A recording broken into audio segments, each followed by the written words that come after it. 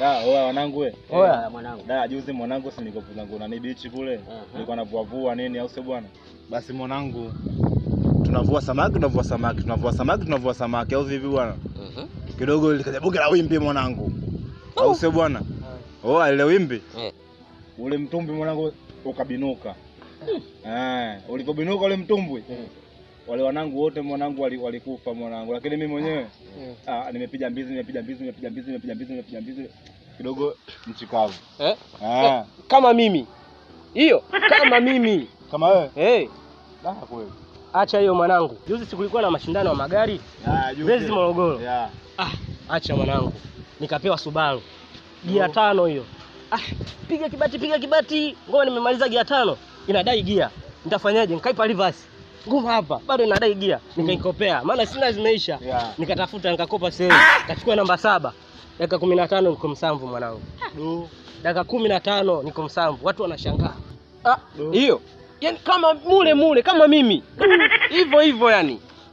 Sasa hiyo zote kwangu ni zote hizo za mtoto. Mimi ndio kali zaidi mwanangu, si nikamkamatia yule mtoto wakati yule pale. Hivi, yani ile tunajua. Basi mwanangu, kapiga sura mwanangu. Dakika 2-3 ananiambia, "Twende ghetto, maskani kwake." Mwanangu kwanza nikanajiuliza mara 2-3. Inakuaje? Kaniambia, "Twende usio na wasiwasi kidume." Mimi nikajipinda mwanangu. Mpaka kwake. Mwanangu tulipoingia ndani yule mwanangu ile saula maana ile tata. Mwanangu ile sijakaa sawa ile kuangalia juu. Akutana na gwanda dadangu. Lenyewe mwanangu. Kilo kikafanya kasema, leo itakuwaje? Nikasema, mimi mtoto wa kiume bwana. Jamani tuanze, si unajua mchezo unachelewa. Nikasema usijali. Mwanangu leo nataka nianze tusikia kong. Baba. Nyuzi 24 za mpojo zote zimerudi ndani. Bwana wewe. Sasa unajua kilichopata?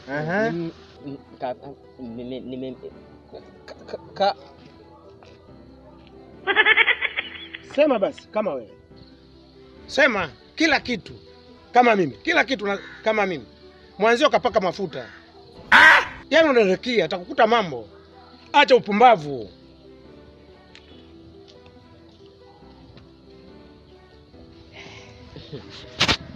Kama wewe. Mwanangu. Kama wewe.